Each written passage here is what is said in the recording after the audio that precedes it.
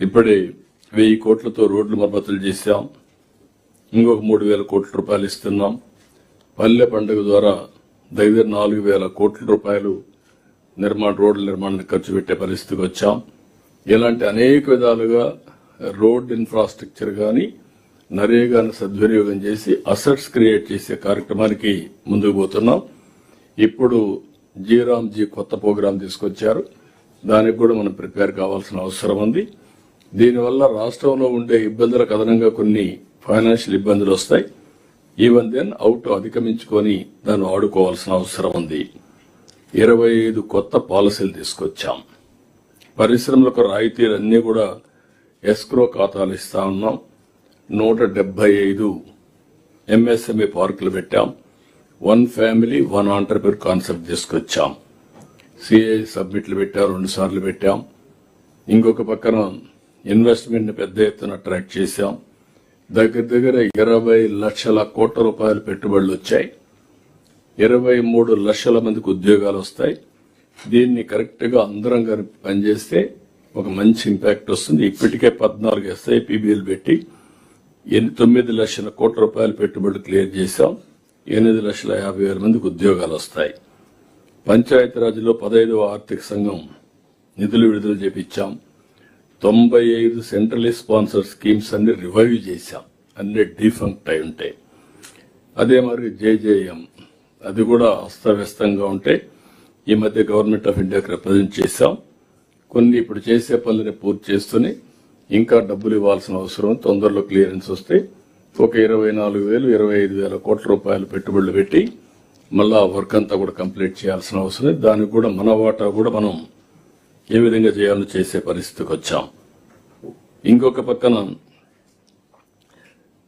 దీనివల్ల ప్రతి ఒక్క ఇంటికి కొళ్ళాయి ద్వారా నీళ్లు ఇవ్వాలనే సంకల్పానికి ముందుకు పోతున్నాం. విద్యా వ్యవస్థలో పెను మార్పులు తీసుకొచ్చాం. మెగా పేరెంట్స్ టీచర్స్ మీటింగ్ పెట్టాం. డొక్కా సీతమ్మ మధ్యాహ్న భోజన పథకం, సర్వేపల్లి రాధాకృష్ణ కిట్స్, అదే మరి పారదర్శకంగా బదిలీలు, ఇవన్నీ కూడా మనం చేస్తూ ముందుకు పోతున్నాం. ఇంకొక పక్కన 2 సంవత్సరాల్లో మీరు చూస్తే గ్రోత్ కూడా రీజనబుల్ గా మంది పెరిగింది. కాన్స్టెంట్ ప్రైసెస్ లోని మనం వర్కౌట్ చేస్తున్నాం. లాస్ట్ ఇయర్ 8.27 మనం వచ్చాం. ఈసారి 9.88 వచ్చాం. డబుల్ డిజిట్ కూడా రీచ్ కావాల్సిన అవసరం ఉంది. అవన్నీ మనం ఇన్ కోర్స్ ఆఫ్ టైం. జిఎస్టిపికి పర్ క్యాపిటల్ ఇన్కమ్, ప్రజలకు ఆదాయం పెరిగితే మెరుగైన జీవన ప్రమాణాలు ఉంటాయి. దానికి కూడా నిర్దిష్టమైన ప్రణాళిక పెట్టుకున్నాం. అవి కూడా మనం డిస్కస్ చేసుకుందాం. గేట్స్ ఫౌండేషన్, అదే మరి టాటా టీసీఎస్ ఇద్దరు కలిసి సంజీవని ప్రాజెక్ట్ తీసుకొస్తున్నాం. డిజిటల్ హెల్త్ కేర్ ని ప్రమోట్ చేస్తున్నాం. ఇంకొక పక్క యూనివర్సల్ హెల్త్ పాలసీ తీసుకొస్తున్నాం. ఒక మోడల్ కూడా తయారు చేశాం.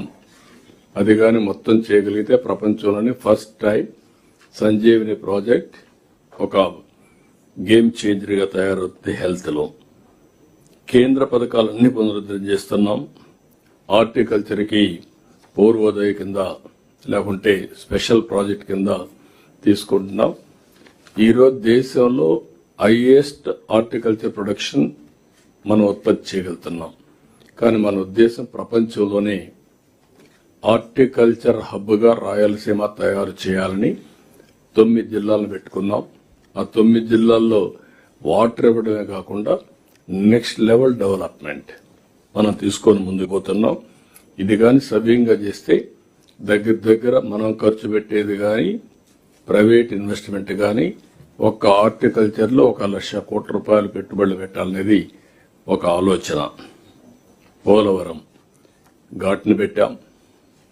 I'm very happy. ఎందుకంటే నేను ఆ రోజు కూడా సోమవారాన్ని పోలవరంగా చేసి దానికోసం ప్రయత్నం చేశాం. నా 5 ఏళ్లలో మీరు చూస్తే డయాఫామ్ వాల్ పూర్తిగా పోయింది. ఒక్కొక్కసారి ఎన్ని ఇబ్బందులు వస్తాయనేది ఇది ఒక క్లాసికల్ ఎగ్జాంపుల్. 440 కోట్ల రూపాయలతో డయాఫామ్ వాల్ పూర్తి చేస్తే దాన్ని కాపాడలేక మొత్తం డ్యామేజ్ అయితే మళ్లీ కొత్త డయాఫామ్ వాల్ 1000 కోట్ల రూపాయలు పెట్టి మళ్ళా చేస్తున్నాం. ఈ నెల నెక్స్ట్ మంత్ అది పూర్తి అవుతుంది. 2027 పుష్కరాల కంటే ముందు పోలవరాన్ని పూర్తి చేసి జాతికి అంకితం చేసే బాధ్యత మనం తీసుకుంటున్నాం. దీనికి సహకరించిన ప్రతి ఒక్కరిని మనస్ఫూర్తిగా అభినందిస్తున్నా, ధన్యవాదాలు తెలియజేస్తున్నా. అమరావతి ఈరోజు మనం చూస్తే ఎన్ని విధాలుగా విన్యాసాలు చేయాలని చేశారు. శ్మశానం అన్నారు, ఎడారన్నారు. ఎవరైతే భూమిని ఒక ఆదర్శంగా ఇచ్చిన రైతుల్ని హింస పెట్టారో, ఎగతాళి చేశారు. ఈరోజు దానికి కూడా లైన్లో పెట్టాం. పనులు ముమ్మరంగా అవుతున్నాయి.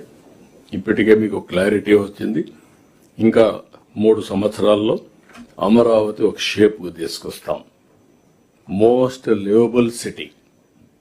ఇటీవల కాలంలో ఇలాంటి సిటీ ఎక్కడా వచ్చే అవకాశం లేదు. మొన్న కూడా నీతి ఆయోగ్ మాట్లాడుతూ, గవర్నమెంట్ ఆఫ్ ఇండియా బడ్జెట్లో కూడా మాట్లాడుతూ అమరావతి లాంటి సిటీస్ అవసరం అని చెప్పి కూడా మాట్లాడే పరిస్థితికి వచ్చారు. కాబట్టి ఇది one of the best city కింద వస్తుంది. అదే మరి Visakhapatnam steel plant government of India ఒప్పుకొని 12,000 కోట్ల రూపాయలు ఇవ్వడం. అదే సమయంలో I'm very happy and proud, first time మొన్నే 54 కోట్ల రూపాయలు క్యాష్ ప్రాఫిట్ కూడా వచ్చింది. ఇది విశాఖపట్నం స్టీల్ ప్లాంట్ లో. అంటే కంటిన్యూగా మనం పనిచేస్తే ఎలాంటి రిజల్ట్స్ వస్తాయో ఇదొక ఎగ్జాంపుల్. రేపు రాబోయే రోజుల్లో నష్టాల నుంచి లాభాలు, సస్టైనబిలిటీ కాదు ప్రాఫిటబిలిటీ వరకు తీసుకుపోయే పరిస్థితి వస్తుంది. ఇలాంటివన్నీ మనం ఒక్కసారి రివ్యూ చేసుకోవడానికి చేసిన పనులకు మిమ్మల్ని అందరినీ అభినందిస్తున్నా. ఒకరు పనిచేసేది కాదు, it is a team work. మొత్తం మంత్రుల దగ్గర నుంచి లాస్ట్ మైల్లో పనిచేసే ప్రతి ఒక్కరిని మనస్ఫూర్తిగా అభినందిస్తూ, ఈ టీమ్ స్పిరిట్ ఇంకా ఎఫెక్టివ్ గా వెళ్ళాలి. ఎక్కడికక్కడ అవసరమైతే కెపాసిటీ బిల్డింగ్ చేసుకోవాల్సిన అవసరం ఉంది. టెక్నాలజీని ఇంటిగ్రేట్ చేసుకోవాలి. నేను అందుకే చాలా సందర్భాల్లో చెప్పాను, మీరు రాత్రింబగళ్ళు పనిచేయడం కాదు, పని చేసేంత సమయం మనసు పెట్టి చేయండి, ఆటోమేటిక్ రిజల్ట్స్ వస్తాయని.